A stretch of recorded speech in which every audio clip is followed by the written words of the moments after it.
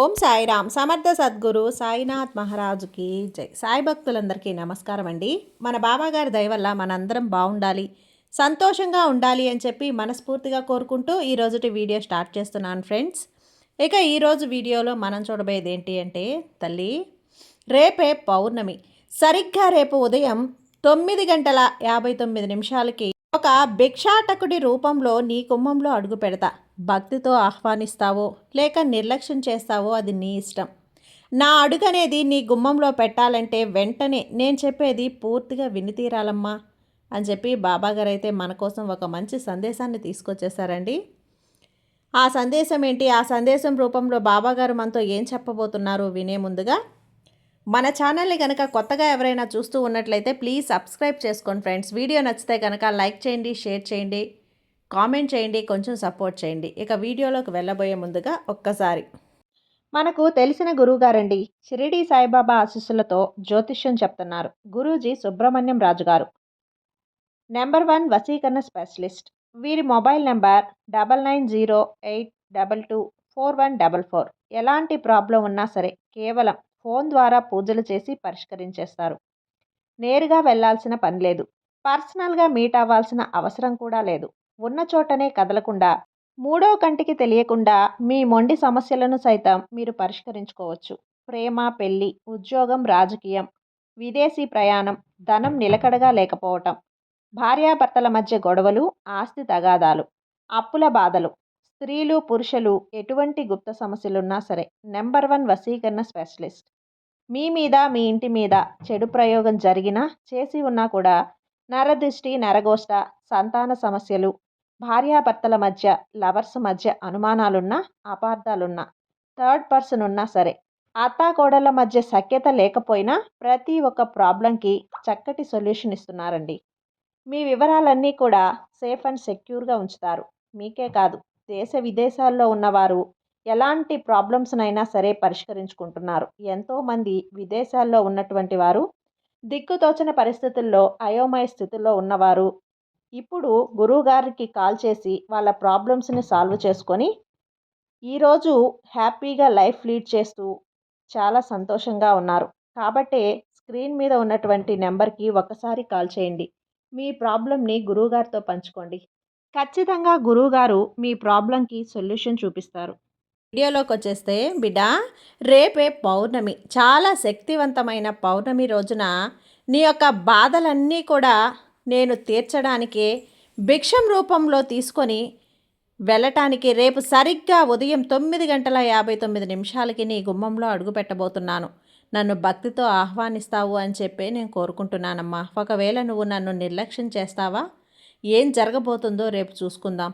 అయితే తల్లి, తన బిడ్డను చూసుకోవటానికి ఒక తండ్రి ఎంత ప్రేమగా వస్తారో అంతే ప్రేమగా నా బిడ్డను చూసుకుందామని చెప్పి రేపు నీ గుమ్మంలో అడుగు పెట్టాలి అని చెప్పి అనుకుంటున్నాను. అసలు ఏం చెప్తున్నారు బాబా, నిజంగా మీరు నా గుమ్మంలో అడుగు పెడతారా? ఇంతకంటే అదృష్ట భాగ్యం నాకేముంటుంది చెప్పండి. మరి నా గుమ్మంలో అడుగు పెడతాను అంటే నేను భక్తితో ఆహ్వానిస్తానే తప్ప నిర్లక్ష్యం ఎందుకు చేస్తానయ్యా? నా మీద మీకు నమ్మకం లేదా అని చెప్పి మనసులో ప్రశ్నించుకుంటూ ఉన్నావు కదా.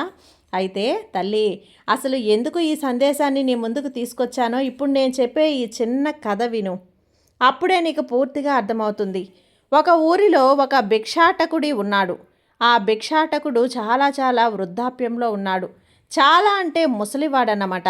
ఆయన ప్రతిరోజు కూడా భిక్షాటన చేసుకుంటూ ఉంటారు. ఒక గుడి దగ్గర కూర్చొని అలా భిక్షాటకుణ్ణి ఎవ్వరూ కూడా పట్టించుకోరు. ఎవరైతే కానీ అతన్ని చూసి కాస్త జాలి పడితే ₹1, మరింత జాలి కలిగితే ఒక 10, 20 ఇస్తూ ఉంటారు. ఆ భిక్షాటకుడు చూడడానికి పాత బట్టలు, మురికి పట్టిన బట్టలు, చినిగిపోయిన బట్టలు వేసుకొని తల నిండా కూడా జుట్టంతా చిక్కులుగా, జుట్టంతా అంటే ఒక మెయింటెనెన్స్ అనేది లేకపోతే తల ఎలా ఉంటుందో అలా అన్నమాట. చింపిరిగా భిక్షాటకుడి జుట్టు అయితే ఉంటుంది. అలాగే గడ్డం కూడా నరిచిపోయి ఉంటుంది. ఆయన చూస్తే ఎవ్వరూ కూడా గుర్తుపట్టలేరు. అంత వృద్ధాప్యంలో ఉన్నాడు. అతన్ని చూడగానే ఏమనిపిస్తుంది అంటే మనసుకు ఎవరో ముసలాయన, ఒక భిక్షాగాడు అన్నంత వరకే అనిపిస్తుంది అన్నమాట. అలాగే అందరూ కూడా జాలితో ₹1 వేస్తూ ఉంటే అది తీసుకుని ఉంటాడు. నోరు తెరచి భిక్షం వేయండి అని చెప్పి ఎవ్వరిని ఎప్పుడూ వెంటపడి వేధించి అడగలేదు ఆయన. ఒకవేళ వెయ్యకుండా వెళ్ళినా కూడా వారిని ఏమీ అడగడు కూడా. ఇప్పుడు ఉన్న వారిని గమనించినట్లయితే భిక్షం తీసుకునే వాళ్ళు చాలా ఇదిగా వెంటపడి భిక్షం వేసేదాకా వదలకుండా ఉంటారు. ఆయన మాత్రం అలా చేయడు. ఏ రోజు కూడా ఎవ్వరిని నోరు తెరిచి అడగలేదు. ఏ రోజు కూడా ఎవ్వరిని పన్నెత్తి మాట అనలేదు. ఇదంతా కూడా కొన్ని రోజుల నుంచి ఒక యువకుడు గమనిస్తూ ఉన్నాడు. ఆ అబ్బాయికి 12, 13 ఏళ్ళు ఉంటాయి. ఆ అబ్బాయి ఊహ అనేది తెలియకపోయినా కూడా మనసులో ఏదో ఒక బాధ అతన్ని చూసినప్పుడు, ఇంత వృద్ధాప్యంలో ఉన్నాడు, ఈ ముసలి వయసులో పాపం ఈయనకి ఎవరూ లేరేమో, ఈరోజు భిక్షాటన చేసుకుంటూ ఉంటాడేమో, ఎవరిని అడగడు, ఇచ్చినంత తీసుకుంటాడు. ఇదంతా కూడా తెలుసుకొని వచ్చిన రూపాయి తీసుకొని ఏం తింటాడో ఏమో సరిగ్గా అనిపించట్లేదు. ఎప్పుడో ఒకసారి ఏదో ఒక ఇడ్లీ ముక్క ఏదో ఒక తిని బ్రతుకుతున్నాడు పాపం అని చెప్పి ఆయన్ని గమనిస్తూ ఉంటాడు. ఒకరోజు అనుకోకుండా వృద్ధాప్యంలో ఉన్న భిక్షాటకుడు అటుగా వెళ్తూ ఉంటే అతన్ని ఫాలో అవుతాడు ఆ యువకుడు. ఫాలో అయినప్పుడు ఒక పాత బిల్డింగ్ అనేది ఉంటుంది. ఆ పాత బిల్డింగ్ దానిలోకి భిక్షాటకుడు వెళ్తాడు. ఆ బిల్డింగ్ లాంటి దాంట్లో దాదాపు 30 మంది, అంటే అంగవైకల్యంతో ఉన్నవారు, సరిగ్గా కాళ్ళు చేతులు లేని వాళ్ళు, మాట్లాడలేని వాళ్ళు, తల్లిదండ్రులను కోల్పోయిన అనాథ పిల్లలు, వీళ్ళందరినీ కూడా చూసుకుంటూ ఒక 60 సంవత్సరాల ఒక పెద్దావిడ ఉంటుంది. ఈయన ఇచ్చే ఆ రూపాయి, 2 రూపాయలు ఇవన్నీ కూడా పోగు చేసుకొని సాయంత్రానికి ఆ పిల్లల దగ్గరికి కూడా ఏదో ఒకటి తినడానికి తీసుకొని వెళ్తాడు. ఆ యొక్క ఆశ్రమానికి చూసుకుంటూ ఉంటాడనమాట. ఒక్కసారిగా యువకుడికి అంత అనుభవం లేనప్పటికీ కూడా ఆయన చూసి ఆశ్చర్యం వేసింది. అసలు ఈయన చేస్తున్న పనేంటి, వీళ్ళందరూ కూడా ఎవరు, అసలు ఈ పిల్లల దగ్గరికి ఒక భిక్షాటకుడు అయ్యుండి కూడా ఆయన తినకుండా వీళ్ళకి ఆహారాన్ని తీసుకొచ్చి పెడుతున్నాడంటే అసలు ఏం జరుగుతుంది అని చెప్పి ఒక్క నిమిషం ఉండబట్టలేక ఆయన్ని వెంటనే ఆయన దగ్గరికి వెళ్ళి అడిగేస్తాడు. తాత, ఇదంతా ఏంటి? నిన్ను నేను గత కొద్ది రోజుల నుంచి గుడి దగ్గర గమనిస్తున్నాను. నువ్వు భిక్షం ఎత్తుకుంటున్నావు, ఎవరిని కూడా అడగవు, ఇచ్చిన రూపాయి ఏదో తీసుకొని అసలు ఏం చేస్తున్నావా అని చెప్పి ఈరోజు నేను వెంటపడి వచ్చాను తాత. నువ్వు సరిగ్గా నీ దగ్గర ఓపిక కూడా లేదు, నీరసంగా ఉంటున్నావు. చూడ్డానికి మరి ఇంతమంది పిల్లలకి నువ్వు ఆహారం తినకుండా వీళ్ళెందుకు తీసుకొచ్చి పెడుతున్నావు? వీళ్ళంతా ఎవరు? నీకేమవుతారు? మీ పిల్లలా, మీ బంధువులా, మీ చుట్టాల పిల్లలా అని చెప్పి అడుగుతాడు. అప్పుడు ఆయన ఏం లేదు అని చెప్పి మాట దాటేసి వెళ్ళిపోతాడు ఆ భిక్షాటకుడు. ఇక ఈ అబ్బాయి అయినా సరే ఊరుకోడు, వెంటపడి తాతా చెప్పు అని చెప్పి అడుగుతాడు. ఈ చిన్నపిల్లాడు కదా, 13 ఏళ్ల పిల్లోడు. ఆ అబ్బాయికి ఊహ తెలియదు. ఆ అబ్బాయి అలా అడుగుతుంటే ఇతనికి కూడా అబ్బాయికి చెప్పాలని చెప్పి అనిపించింది. సరే బాబు, నీకు చెప్తాను, నేను విను. నీకు చెప్పిన ఈ మాట మరి నువ్వు ఎవరితో కూడా చెప్పకూడదు, ఇది చాలా సీక్రెట్గా ఉండాలి. గత కొంతకాలం నుంచి నా గుండెల్లో మోస్తున్న బరువు, మరి ఇంతలా నువ్వు వెంటపడి అడుగుతున్నావు కాబట్టి నీతో చెప్పాలని చెప్పి అనుకుంటున్నాను. అంటే, అరే తాత, నేను ఎవరికీ చెప్పను, నీకు మాట ఇస్తున్నాను, నువ్వు చెప్పు తాత అని చెప్పి అంటాడు. అయితే అయ్యా, నేను నిజానికి భిక్షాటకుణ్ణి కాదు, నేను చాలా పెద్ద కోటీశ్వరుణ్ణి. అయితే నా దగ్గర చాలా ధనం ఉంది, బోలెడన్ని కార్లు, పెద్ద పెద్ద బంగ్లాలు, పెద్ద పెద్ద ఆఫీసులకి నేను యజమానిని. అయితే ఒకరోజు ఒక అనాథ పిల్లలందరూ కూడా ఒక లేబర్గా ఉండే వాళ్ళందరూ ఒక చోట గుడిసెలు వేసుకొని ఉంటే ఆ స్థలాన్ని నేను దౌర్జన్యంగా ఆక్రమించుకున్నాను. వాళ్ళని ఖాళీ చేయమన్నాను. మాకిది ఉండడానికి ఒక నీడనిస్తుంది ఈ స్థలం అని చెప్పి కాళ్ళ వేళ్ల మీద పడి బ్రతిమలాడారు. అయినా కూడా నేను అప్పుడు వాళ్ళకి ఎందుకు అలా బ్రతిమలాడారో నాకు తెలియదు, కానీ నాకు మనసులో ఒకటే అప్పుడున్నది, నేను ఇక్కడ ఒక ఫ్యాక్టరీ కట్టాలి, దాని ద్వారా బోలెడు డబ్బు సంపాదించాలి. ఎక్కువగా డబ్బు మీదనే ఆశను చూపిస్తూ ఉండేవాడిని. కానీ ఆ అనాథుల యొక్క ఆర్తనాదాలు అనేవి నేను ఆలకించలేకపోయాను మనసుతో. అలాగే వాళ్ళని నిర్దాక్షిణ్యంగా ఆ స్థలాన్ని ఖాళీ చేయించేశాను. ఖాళీ చేయించి ఇక్కడ నేను ఒక చక్కగా మొత్తం కూడా చదరం చేసి నేలంతా కూడా ఫ్యాక్టరీని కడుతూ ఉన్నాను. అలా ఫ్యాక్టరీ కొన్నాళ్ళకి కొంత పైన స్లాబ్ పడే వరకు కూడా అయ్యింది. అయిన తర్వాత అనాథులు ఎవరైతే ఉన్నారో ఈ స్థలంలో నివసించేవారు, వారు ఎక్కడికి వెళ్ళారో తెలియక పగలల్లా ఆడ ఈడ ఉండొచ్చి సాయంత్రానికి ఈ స్థలానికి వచ్చి నేను కట్టిన ఈ స్లాబ్ కింద వచ్చి పడుకొని నిద్రపోయేవాళ్ళు. మళ్ళీ పొద్దున్నే లేచి వెళ్ళిపోయేవారు, మళ్ళీ సాయంత్రానికి వచ్చి పడుకునేవాళ్ళు. ఈ స్థలాన్ని మాత్రం వదిలేవాళ్ళే కాదు. నేను ఎంతగానో ప్రయత్నించాను వారిని ఈ స్థలం నుంచి వెళ్ళిపోండి అని, ఎంత చెప్పినా వినలేదు. వేరే దిక్కు లేక ఎక్కడికి వెళ్ళాలో తెలియక, ఏ నీడ ఏ ఆధారం లేక అటువంటి సమయంలో ఒక రాత్రి అనుకోకుండా ఒక సంఘటన జరిగింది. అది నా జీవితాన్ని ఇలా భిక్షాటకుడిగా మార్చేసింది. ఆ సంఘటన ఏంటి తాత అని ఆ అబ్బాయి అడిగితే, ఒకరోజు అనుకోకుండా ఫైర్ యాక్సిడెంట్ అనేది జరిగింది. ఆ బిల్డింగ్ దగ్గర ఎంతోమంది పిల్లలు అనాథలు వారి యొక్క తల్లిదండ్రులను కోల్పోతూ ఉన్నారు. కొంతమంది చిన్న చిన్న పసిపిల్లలు ఆ ఫైర్ యాక్సిడెంట్లో కాలిపోతుంటే వారి ఆర్తనాదాలు కాపాడండి కాపాడండి అని చెప్పి అరుపులు ఇప్పటికీ నా చెవుల్లో అలా ప్రతిధ్వనిస్తూ ఉన్నాయి. ఒక్క నిమిషం అంతా కూడా నా కళ్ళ ముందు అయిపోయింది.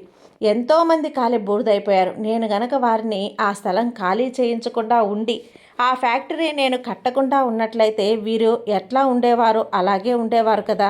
కానీ నేను ఆ స్థలాన్ని ఖాళీ చేయించి ఫ్యాక్టరీ కట్టడం వల్ల వాళ్ళు స్థలాన్ని వదలలేక ఇక్కడికి వచ్చి ఉండటం వల్ల ఆ ఫైర్ యాక్సిడెంట్ జరగడం వల్ల చాలామంది ప్రాణాలు కోల్పోయారు.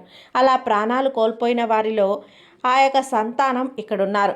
ఎంతోమంది కాళ్ళు చేతులు కోల్పోయిన వాళ్ళు ఇక్కడున్నారు. ఎంతోమంది షాక్కు గురై నోరు పడిపోయిన వాళ్ళు ఇక్కడున్నారు. ఆ రోజు అనిపించింది నేను చాలా పెద్ద తప్పు చేశాను అని, చాలామంది ప్రాణాలు పోవడానికి కారణమయ్యానని.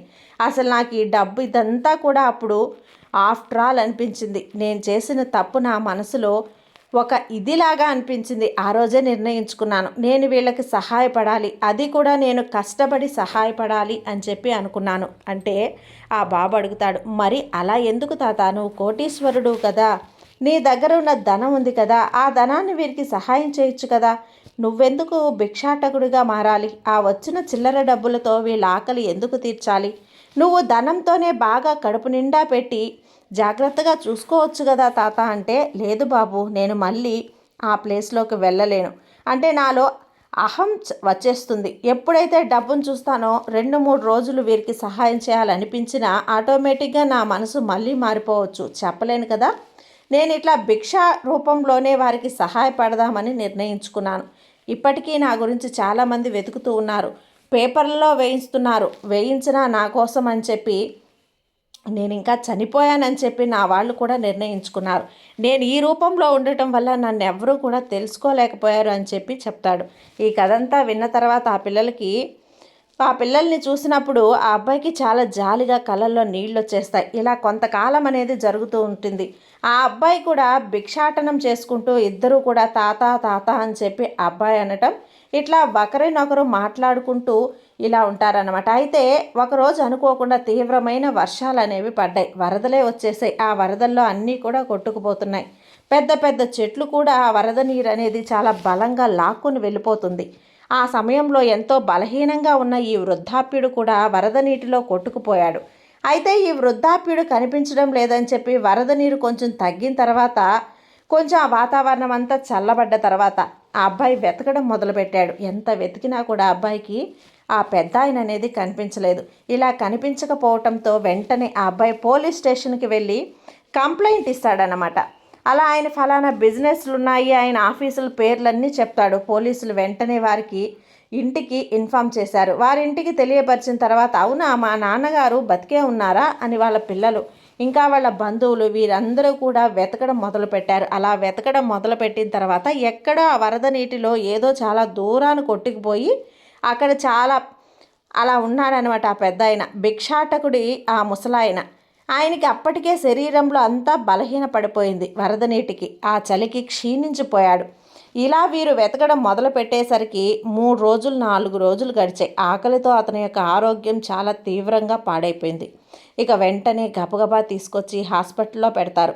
హాస్పిటల్లో పెట్టిన తర్వాత ఇక వెంటనే ఆ విషయాన్ని ఎవరికి తెలియపరచాలి అని ఆరా తీస్తే ఆ అబ్బాయి అని చెప్పి తెలుస్తుంది.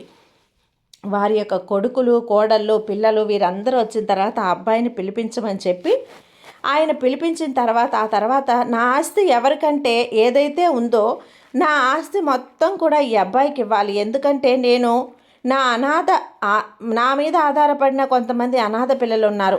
నా మంచి మనసు అంటే నేను మీకు ఇవ్వచ్చు, కానీ నేను ఆల్రెడీ డబ్బులో పుట్టి పెరిగాను, మీకు డబ్బు విలువ తెలియదు, మీరు సంపాదించుకుంటారు. కానీ ఈ అబ్బాయి అలా కాదు, కష్టాల్లో పుట్టి పెరిగాడు, కష్టపడే మనస్తత్వాన్ని చూశాడు. కష్టపడే వాళ్ళని, బాధల్లో ఉన్న వారిని మోసం చేయటం ఈ పేదరికంలో పుట్టిన అబ్బాయికి తెలియదు. కాబట్టి నా ఆస్తి మొత్తం కూడా ఈ అబ్బాయికి పెట్టేసేయండి.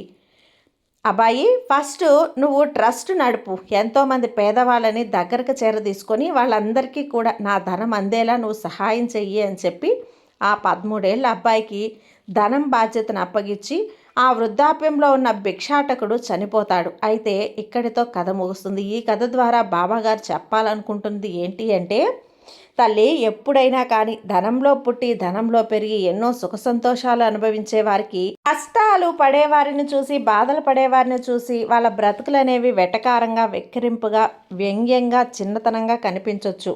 కొంచెం వారి ఘర్షణను కూడా వీరి పట్ల చూపించవచ్చు. కానీ మనుషులందరూ కూడా ఈ భూమి మీద ఒకేలా వస్తారు. అమ్మ కడుపునే పుడతారు. ఏ అమ్మైనా 9 నెలలు 10 నెలల్లో బిడ్డను మోస్తుంది. అందరిలాగనే బిడ్డ ధనవంతుల కుటుంబంలో పుట్టాడు అని చెప్పి బంగారాలు వేసుకొని పుట్టడు.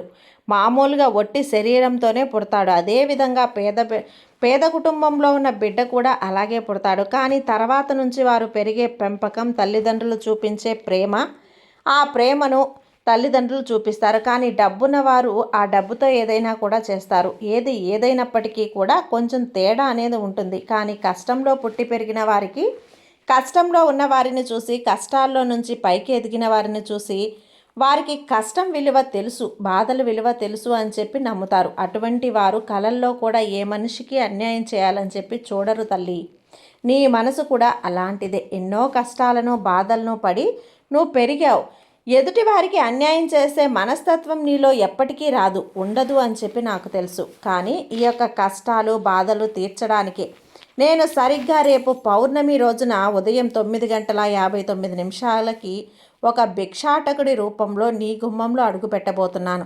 నువ్వు నాకేమీ చేయొద్దమ్మా. గుప్పెడు బియ్యం కానీ, గుప్పెడు అన్నం కానీ అది పెట్టు, స్వీకరిస్తాను. నీ బాధల్ని, కష్టాలని అన్నిటినీ తీసేసి నేను నిన్ను ఆశీర్వదించి వెళ్ళిపోతాను. నిర్లక్ష్యం చేయకమ్మా. ఎందుకంటే నీ కష్టాలు, బాధలు, సమస్యలు తీర్చడానికి ఇదే ఒక మంచి అవకాశం. ఒకవేళ కొన్ని కారణాల వల్ల నీ గుమ్మంలో నేను అడుగు పెట్టలేకపోయినప్పటికీ కూడా నా రూపంలో ఉన్న ఏ భిక్షాటకుడికి అయినా సరే, నువ్వు కనిపించిన భిక్షాటకుడికి నువ్వు ఒక ముద్ద అన్నం పెట్టడమో లేదా ఆ రోజుకు తన ఆకలిని తీర్చడమో తప్పకుండా చెయ్యి. అలా చేసినా కూడా నీ పాపాలన్నింటినీ కూడా నేను అందుకున్నట్లే ఆ లెక్కలోకి వస్తుంది. కాబట్టి ఇది మరువకమ్మా. నా దేవాలయానికి గనక నువ్వు రేపు వెళ్ళినట్లయితే అక్కడ బయట నా రూపంలో కూర్చొని ఉన్న భిక్షాటకులకు అయినా సరే నువ్వు అన్నం పెట్టే ప్రయత్నం చెయ్యి. అలాగే నీ యొక్క బాధలు, చెడు కర్మలు అన్నింటినీ కూడా నేను తీసేసుకుంటాను. కాబట్టి నేను పూర్తిగా నీకు చెప్పాలనుకుంటున్నది ఇదే తల్లి. రేపు పౌర్ణమి. ఎప్పుడైనా సరే పౌర్ణమి నాడు, గురువారం నాడు ఒక భిక్షాటకుడి రూపంలో ఆకలి తీర్చే ప్రయత్నం చేయడం వల్ల నీ సమస్యల్లో 90% సమస్యలు అనేవి దూరమయ్యేలా నేను చేస్తాను. అర్థమైంది కదా? ఈ బాబా మీద నువ్వు నమ్మకం ఉంచమ్మా. నమ్మకం ఉంచితే నీ బాధలన్నింటినీ నేను తీర్చినట్లే. ఆ నమ్మకం ఎప్పటికీ వదలకు. నీ బాబా నీకు తోడుండగా నీకు భయం ఎందుకు చెప్పు? సర్వేజన సుఖినో భవంతు. జై సాయిరాం.